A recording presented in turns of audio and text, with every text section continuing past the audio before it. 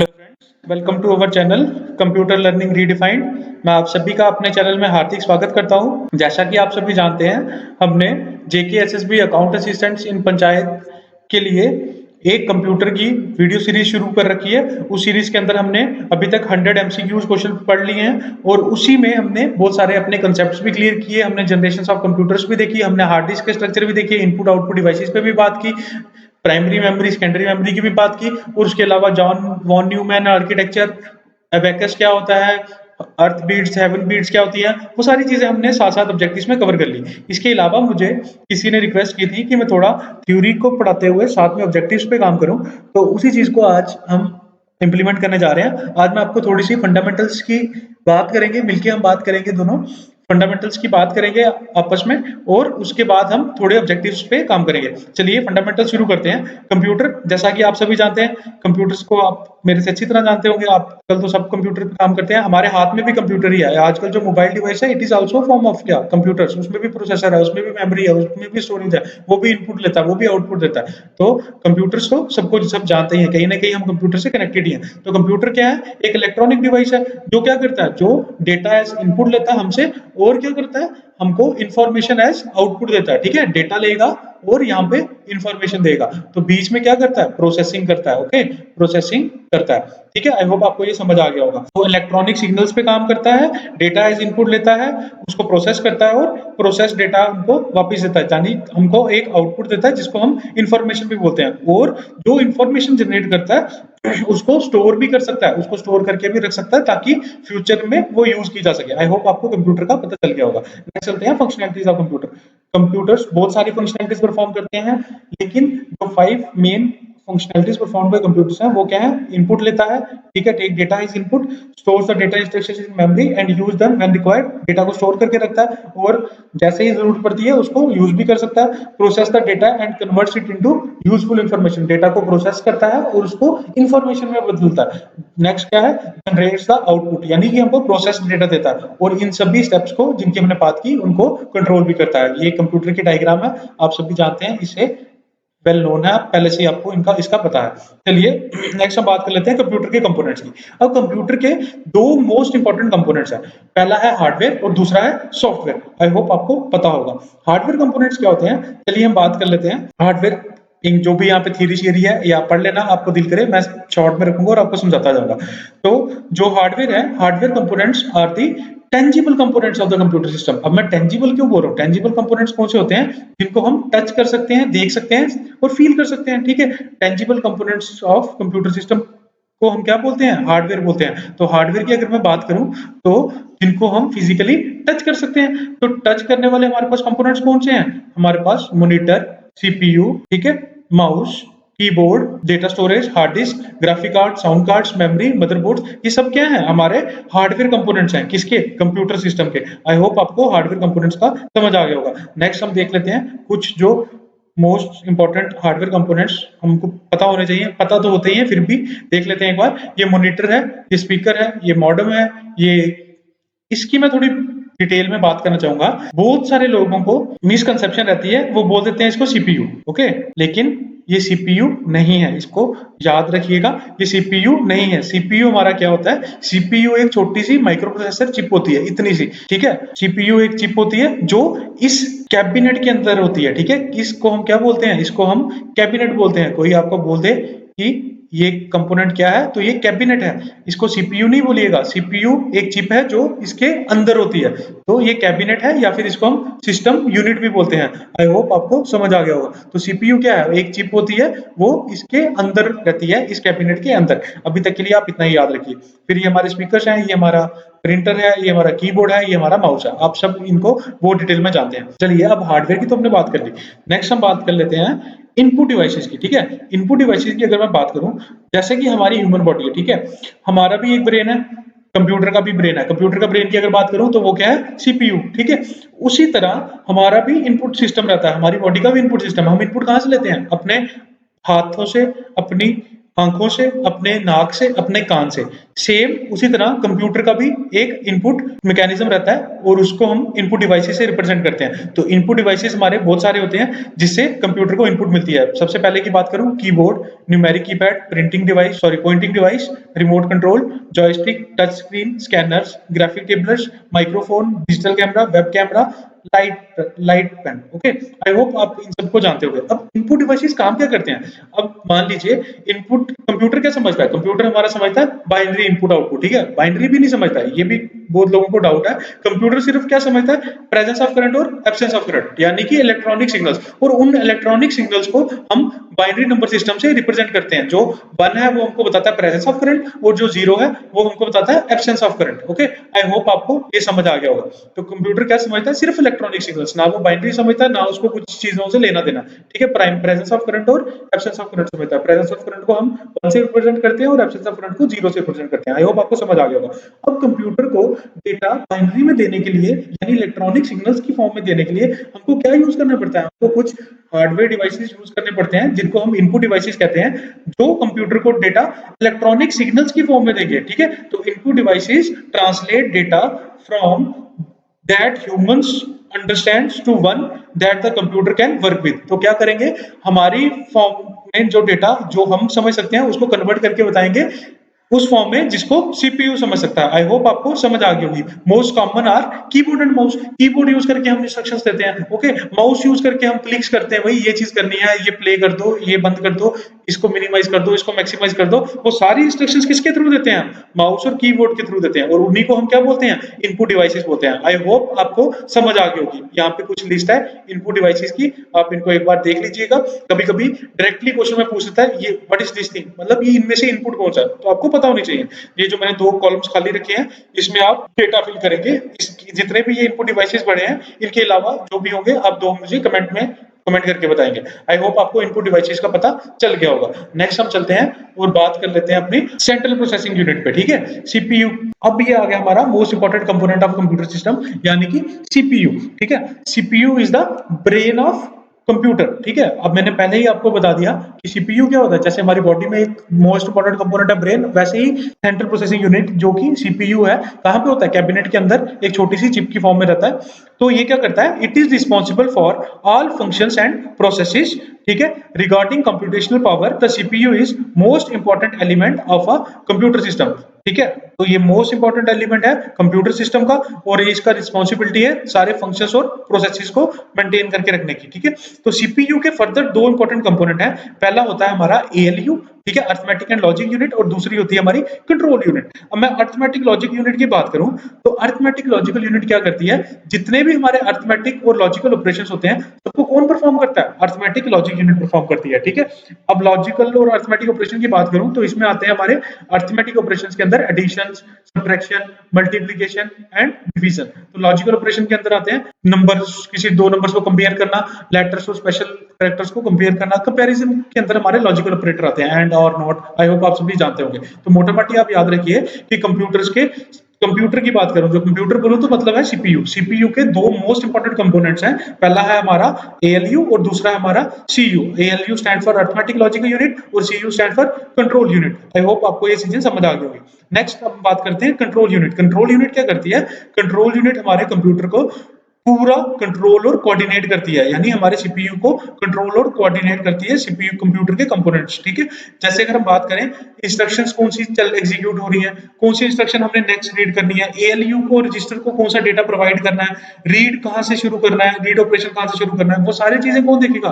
Control unit देखेगी। आप simply इसको मान सकते हैं ये कंट्रोल मैकेनिज्म का काम करती है। और ये काम किस पे करती है? ये कंट्रोल लेती है और सारा कंट्रोल सिग्नल्स की फॉर्म में सीपीयू तक डेटा पहुंचाती है। ओके, कंट्रोल सिग्नल्स की फॉर्म में। आई होप आपको समझ आ गया होगा। तो इसके अलावा डेटा लाने ले जाने के लिए हमारे पास एक कंपोनेंट और रहता है जिसको हम बसेस कहते हैं। कंप्यूटर के अंदर भी बसेस रहती हैं, डेटा बस, एड्रेस बस, आप सब बस अभी फिलहाल याद रखिएगा, अगर आपको बस कहीं दिख जाए तो परेशान नहीं होता ना कि ये कंप्यूटर का कंपोनेंट नहीं है। एड्रेस बस, डेटा बस वो सब कंप्यूटर का ही पार्ट है। कंट्रोल यूनिट क्या करती है, कंट्रोल सिग्नल जनरेट करती है, और ये कंट्रोल सिग्नल्स कहाँ पे जाते हैं, सीपीयू को डेटा प्रोसेस करते हैं, और वो डेटा को ले जाती है, बसेस लेके जाती है, और वहां से डेटा वापस आता है, और फिर वो इंस्ट्रक्शंस किसको दी जाती हैं, इनपुट आउटपुट डिवाइसेस या जो भी फंक्शनलिटी कंप्यूटर की परफॉर्म करानी है। आई होप आपको ये चीज समझ आ गई होगी। नेक्स्ट हम बात कर लेते हैं इसी के अंदर रजिस्टर्स। रजिस्टर क्या है, रजिस्टर भी एक किस्म का स्टोरेज एरिया ही है, डेटा स्टोरिंग कंपोनेंट ही है। तो ये डेटा स्टोर करता है जो एग्जीक्यूट हमने करना है। इस डेटा रजिस्टर्स में जो हम डेटा स्टोर करते हैं वो उस डेटा की बहुत इंपॉर्टेंस रहती है। मोस्टली हम रजिस्टर्स में इंस्ट्रक्शन स्टोर करके रखते हैं जो भी हमको एग्जीक्यूट करनी है। अगर तो मैं बात करूं, चलिए मैं रजिस्टर की आपको थोड़ी देर में भी बात बताऊंगा कि रजिस्टर्स में हम क्या स्टोर करते हैं। इसके साथ इसको हम वेरी फास्ट स्टोरेज एरिया भी बोलते हैं, वेरी फास्ट स्टोरेज एरिया भी बोलते हैं। एक चीज आप और नोट करिएगा, जितना मेमोरी का साइज छोटा, जितना मेमोरी का साइज छोटा, अब रजिस्टर्स भी क्या है, एक मेमोरी एरिया ही है, स्टोरेज एरिया है, पर जितना मेमोरी का साइज छोटा उतनी उसकी स्पीड ज्यादा और उतनी उसकी कॉस्ट ज्यादा। जितना मेमोरी का साइज बड़ा उतनी मेमोरी की स्पीड कम और उसकी कॉस्ट भी कम। ओके, आई होप आपको ये समझ आ गया होगा। अगर मैं हार्ड डिस्क की बात करूं तो हार्ड डिस्क की स्टोरेज कैपेसिटी बहुत ज्यादा होती है। नॉर्मली 1 टीबी आ रही है हमारे पास, अब नॉर्मली 1 टीबी आ रही है, तो लेकिन उसकी प्राइस ऐसे तो मैं बोलूं तो 3800 से 4000 के बीच में एक हार्ड डिस्क मिल जाती है हमको 1 टीबी की, तो फिर भी वो चीप है। अगर मैं बात करूं रैम की, तो रैम हमारे पास 8 जीबी की रैम की अगर मैं बात करूं तो वो 1600 से 2000 रुपीज की हमको सिर्फ 8 जीबी मिलती है, और 4000 में हमको 1 टीबी हार्ड डिस्क मिल जाती है। आप सोच लीजिए कि कितना बड़ा मिसमैच है। तो रैम की अगर मैं बात करूं तो रैम और हार्ड डिस्क में ही कितना मिसमैच हो जाता है, तो रजिस्टर्स की प्राइस और ज्यादा हो जाती है। और सबसे ज्यादा अगर मैं बात करूं कैश मेमोरी की, एक और मेमोरी आती है जिसको हम क्या बोलते हैं, कैश मेमोरी। कैश मेमोरी का मैंने आपको पहले भी बताया था कि क्या करती है, ये हाई स्पीड बफर का काम करती है। इसके बीच में, सीपीयू के बीच में, ठीक है, और प्राइमरी मेमोरी के बीच में, यानी कि रैम के बीच में। ये हमारी क्या है, प्राइमरी मेमोरी है, और ये क्या हमारा प्रोसेसर। ओके, और प्रोसेसर और प्राइमरी मेमोरी के बीच में हम क्या यूज करते हैं, यहाँ पे हम यूज करते हैं कैश मेमोरी। ओके, इसको CACHE से हम इसको बोलते हैं और इसको प्रोनाउंस करते हैं कैश से। आई होप आपको समझ आ गई होगी। जो कैश मेमोरी है इसकी प्राइस रैम से भी ज्यादा होती है, ठीक है, और मोस्टली इसकी रेंज क्या रहती है, 3 MB टू 6 MB। आपके कंप्यूटर्स में 3 से 6 से MB के बीच में ही रेंज होगी। तो बहुत ज्यादा अगर बात करें तो 10 MB 12 MB, इससे ज्यादा मार्केट में हम यूज नहीं करते। High super computers, main frame computers use करते होंगे, लेकिन हमारा 3 से 6 MB के बीच में ही काम हो जाता है। और देखिए इतनी छोटी सी मेमोरी है लेकिन इसकी प्राइस ज्यादा है। अगर मैं इस साइड चलूंगा तो मेमोरी की प्राइस बढ़ेगा, इस साइड चलूंगा तो मेमोरी का प्राइस कम हो जाएगा।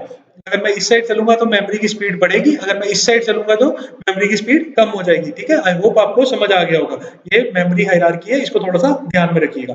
चलिए नेक्स्ट हम बात कर लेते हैं रैम और रोम की। अगर मैं रैम की बात करूं तो रैम क्या है, आप सभी जानते हैं, RAM stand for random access memory. Primary memory के अंदर का कंपोनेंट है RAM. RAM stand for random access memory, यानी कि नाम से ही पता चल रहा है रैंडमली डेटा को एक्सेस किया जा सकता है इसके अंदर। ठीक है, और दूसरा इंपॉर्टेंट कंपोनेंट ये वोलाटाइल इन नेचर है। वोलाटाइल की अगर मैं बात करूं तो इतनी देर तक पावर सप्लाई बनी रहेगी, रैम का डेटा सेव रहेगा, स्टोर रहेगा। अब रैम में डेटा कौन सा आता है, रैम के अंदर हम अपना ऑपरेटिंग सिस्टम फाइल्स और प्रोग्राम्स, प्रोसेसेस, जो भी डेटा प्रोसेसर जिसपे काम करेगा वो सारा डेटा कहाँ रहता है, रैम में रहता है। ठीक है, जिसपे भी एग्जीक्यूशन परफॉर्म हो रही है वो सारा डेटा प्राइमरी मेमोरी यानी कि रैम में स्टोर रहता है। तो उसके अलावा अननेसेसरी डाटा सारा हम सेकेंडरी मेमोरी में स्टोर करके रखते हैं, और जो कि हम बाद में जरूरत पड़ने पर उठा के रैम में हम शिफ्ट कर देते हैं। अब आपको हम उठा के कैसे लाते हैं, उठा के आप उसको सिर पे रख के नहीं लाएंगे, उसको हम सिंपली क्लिक्स करके, माउस के थ्रू क्लिक करके, अगर कोई मूवी भी प्ले कर रहे हैं वो सेकेंडरी मेमोरी में, वहां तक हम जाते हैं और उसको प्ले करने के लिए हम डबल क्लिक करते हैं और वो प्ले हो जाती है। और वो तब किस में एग्जीक्यूट होती है, वो रैम में एग्जीक्यूट होती है। आई होप आपको ये चीज समझ आ गई होगी। अब दूसरा कंपोनेंट हम पढ़ लेते हैं प्राइमरी मेमोरी के अंदर, तो रोम, रीड ओनली मेमोरी, यानी कि जिसको हम सिर्फ रीड कर सकते हैं। सिंपल भाषा में बात करूं तो रजिस्टर्स। ओके, मैंने ऊपर इसलिए नहीं बताया था, अभी हम बात करेंगे। तो रजिस्टर्स भी एक किस्म का क्या है, रोम का काम करते हैं। ठीक है, रोम क्या होती है, परमानेंट फॉर्म ऑफ स्टोरेज है। इसमें जो डेटा है वो परमानेंटली स्टोर हो जाता है, irrespective of the power supply. Power बंद हो, पावर शट हो या ना हो, डेटा एक बार रोम में चला गया तो रोम में डेटा परमानेंट ही रहेगा। अब रजिस्टर्स में हम क्या स्टोर करते हैं, रजिस्टर्स में हम इंस्ट्रक्शन स्टोर करते हैं। इंस्ट्रक्शंस जो कि हमारी मशीन के लिए बहुत जरूरी रहती हैं, उन सबको हम किस में स्टोर करते हैं, इंस्ट्रक्शंस हम वो सारी रजिस्टर में यूज करते हैं। आपने देखा होगा कंप्यूटर की बात करते हैं, सॉफ्टवेयर हम जब डाउनलोड करते हैं तो 32 bit, 64 bit, 128 bit, 32 bit, 48 bit, 64 bit, ये क्या है? ये हमारे बिट्स हैं जो रजिस्टर्स डिनोट करते हैं। ये सारा डेटा रजिस्टर में स्टोर होता है। आई होप आपको समझ आ रही होगी। मैं इसकी डीप में नहीं जाऊंगा क्योंकि डेप्थ में जाऊंगा तो फिर हमारा हम बेस से हट जाएंगे और कहीं और चलना शुरू हो जाएंगे।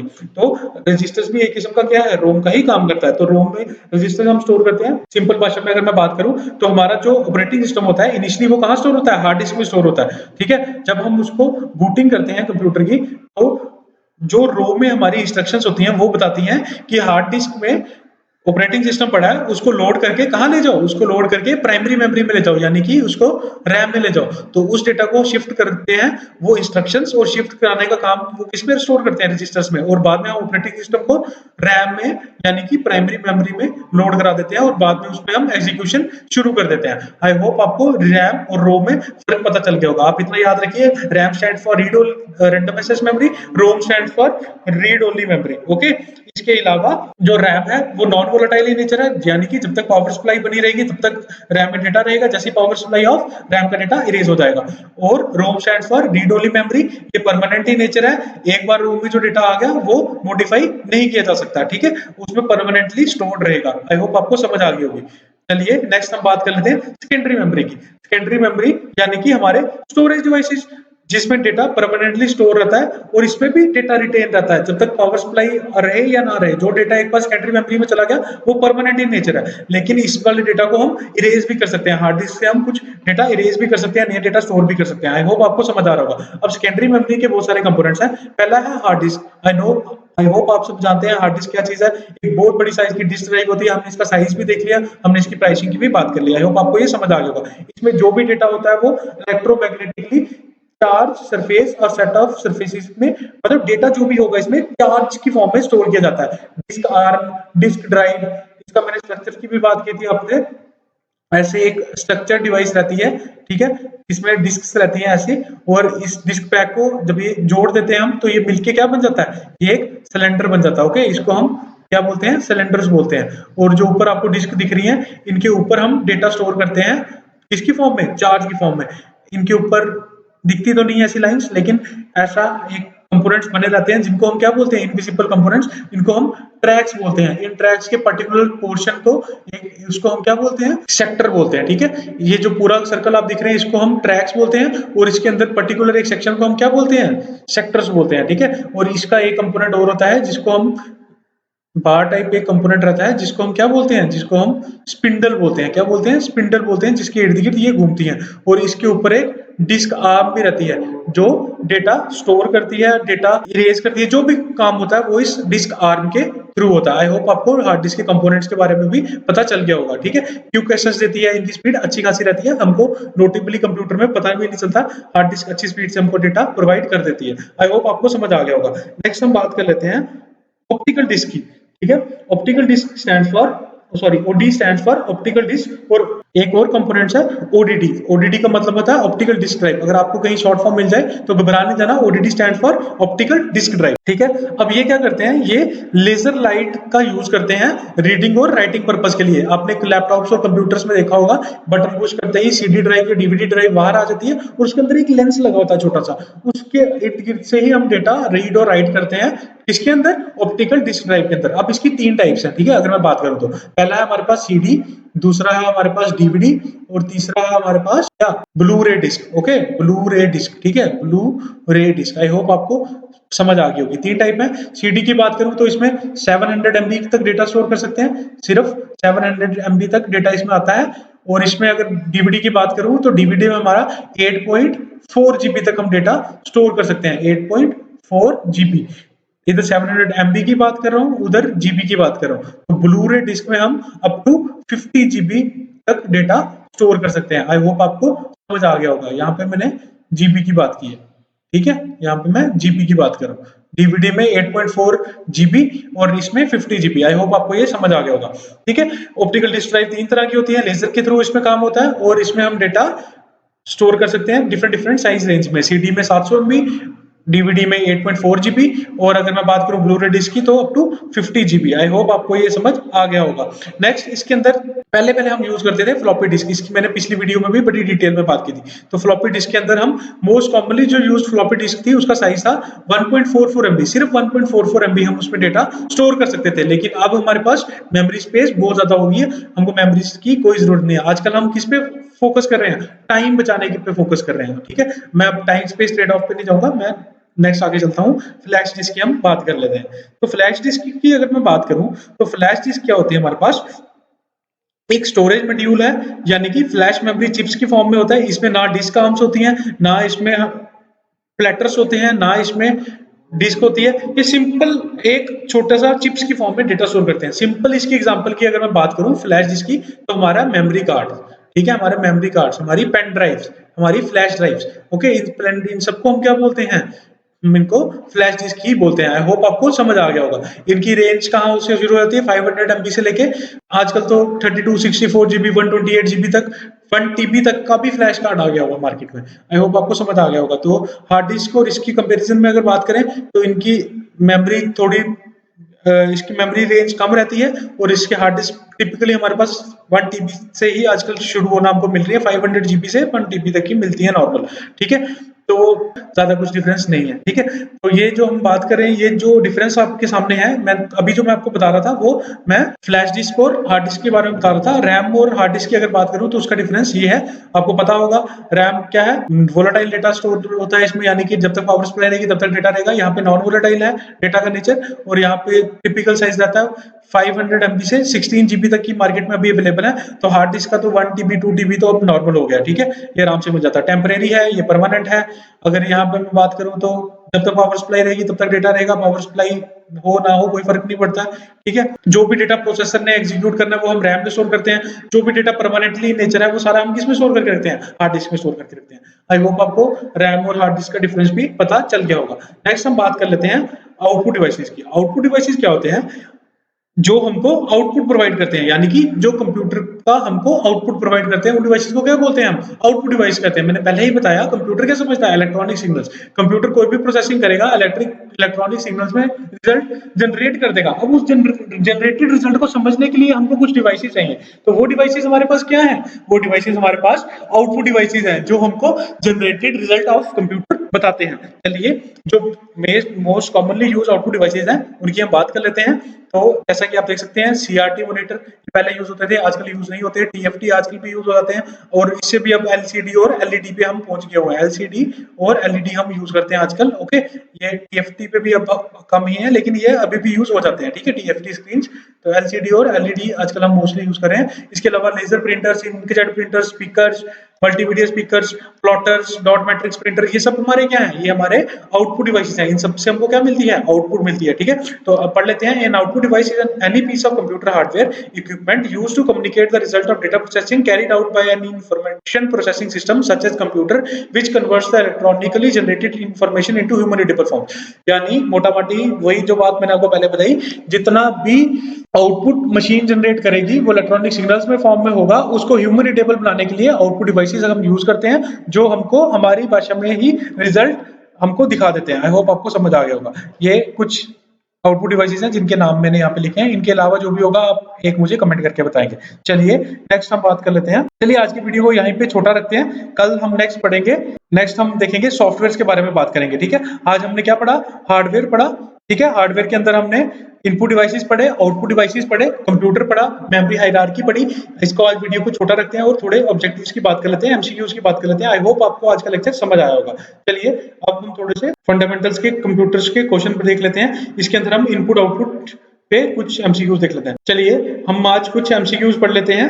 हमने हार्डवेयर और इनपुट डिवाइसेस, आउटपुट डिवाइसेस के बारे में पढ़ा, कंप्यूटर्स के बारे में पढ़ा, रजिस्टर्स, मेमोरी हायरार्की के बारे में पढ़ा। उसी चीज को आगे बढ़ाते हैं और अब कुछ ऑब्जेक्टिव्स करके देख लेते हैं। तो पहला ऑब्जेक्टिव हमारे पास है, which device uses an infrared signal to operate और कंट्रोल अदर डिवाइसेस रिमोटली। तो इसका आंसर क्या होने वाला है, इसका आंसर होने वाला है remote control, okay. Infrared signals कौन यूज करता है, रिमोट कंट्रोल यूज करता है, ताकि दूसरे डिवाइसेस को कंट्रोल कर सके।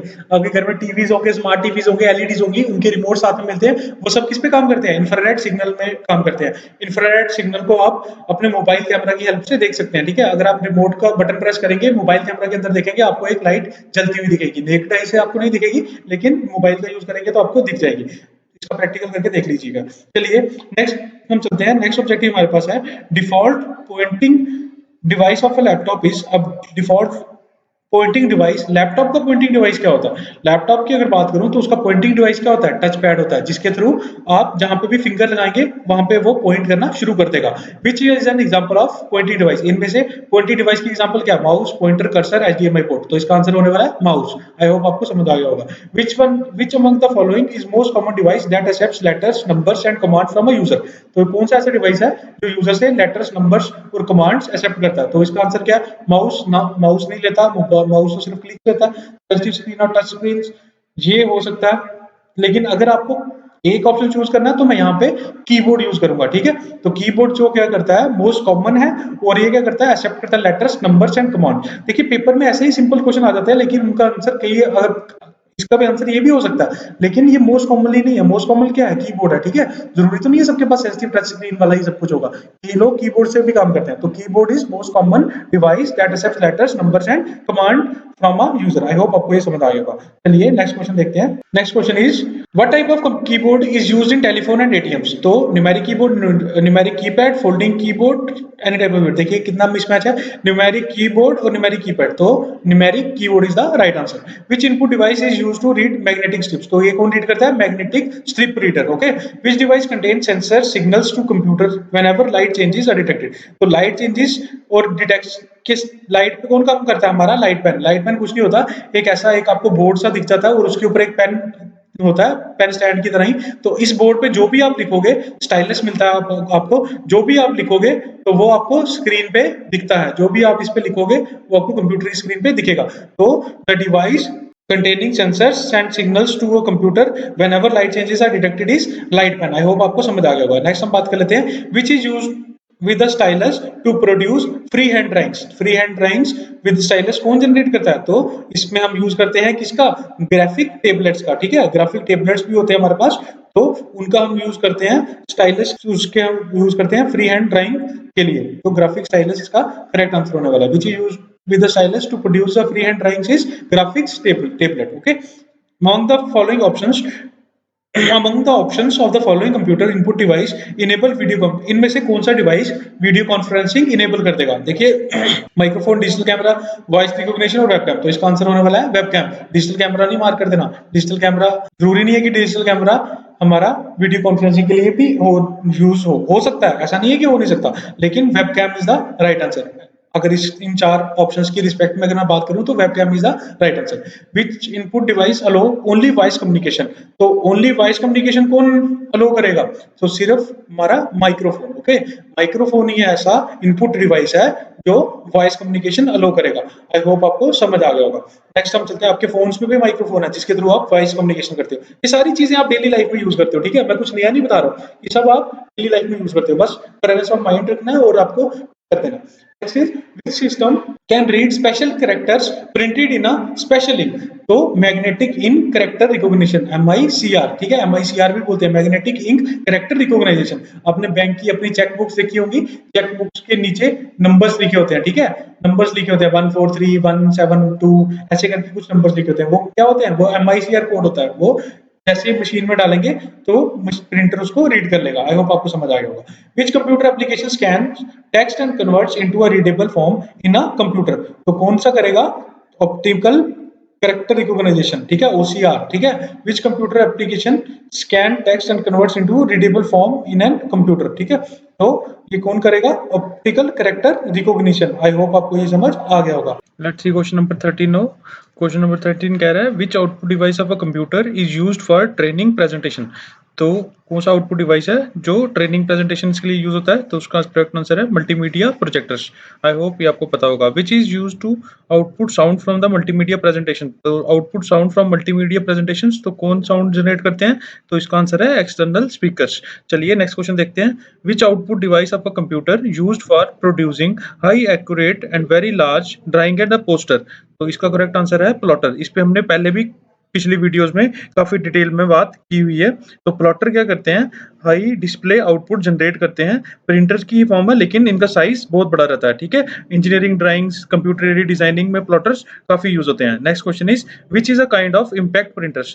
तो which is a kind of impact printers. Impact printers की बात कर रहा है। इम्पैक्ट प्रिंटर्स वो प्रिंटर्स होते हैं जो इम्पैक्ट के थ्रू प्रिंटिंग करते हैं, यानी कि नीडल्स होती हैं इनमें, और जो इंक रिबन जो होता है उसको इम्पैक्ट के थ्रू प्रिंटिंग परफॉर्म करते हैं। तो इसका एक आंसर है dot matrix printers. Dot matrix printers की एक और चीज मैं बताता हूँ आपको। इसकी पर स्पीड प्रिंटिंग जो होती है, इसकी प्रिंटिंग स्पीड है 250 वर्ड्स पर सेकंड। ओके, पर सेकंड में 250 वर्ड्स ये प्रिंट कर लेता है। अगर मैं बात करूं लेजर प्रिंटर और इंकजेट प्रिंटर की, ये 30 टू 60 वर्ड्स पर सेकंड प्रिंट करते हैं। तो डॉट मैट्रिक्स प्रिंटर 250 वर्ड्स पर सेकंड प्रिंट कर लेता है। आई होप आपको ये समझ आ गया होगा।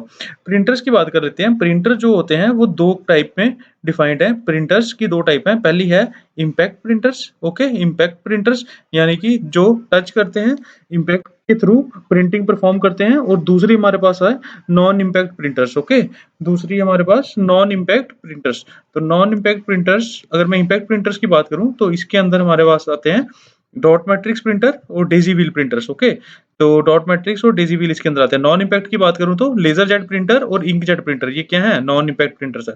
आई होप आपको ये समझ आ गया होगा। चलिए नेक्स्ट क्वेश्चन देख लेते हैं। नेक्स्ट क्वेश्चन हमारे पास है which produces good quality of hard copies. Which produces good quality of hard copies. तो इसका आंसर क्या है? Good quality of hard copies कौन प्रोवाइड करता है हमको? Inkjet printers. Okay, hard copies यानी कि जो हमको हार्ड प्रिंट आउट चाहिए होते हैं गुड क्वालिटी में, इंकजेट प्रिंटर्स हमको गुड क्वालिटी के हार्ड कॉपीज प्रोवाइड करते हैं। ओके, आई होप आपको ये समझ आ गया होगा। Which is the least expensive type of monitor. तो least expensive type of monitor is CRT monitors, यानी कि cathode ray tube. Cathode ray tube, ये जो पहले सीपी मॉनिटर्स होते थे, साइज में बहुत बड़े बड़े होते थे और मोटा मोटा सा इनका साइज था, तो उनको हम बोलते थे कैथोड रे ट्यूब्स। आई होप आपको ये समझ आ गया होगा। चलिए आज की वीडियो को यहीं खत्म करते हैं। अगर आपको आज की वीडियो पसंद आई है तो please do like our YouTube channel और इसे अपने फ्रेंड्स में शेयर कीजिए ताकि सभी इस वीडियो का फायदा उठा सकें। Thank you for watching the video.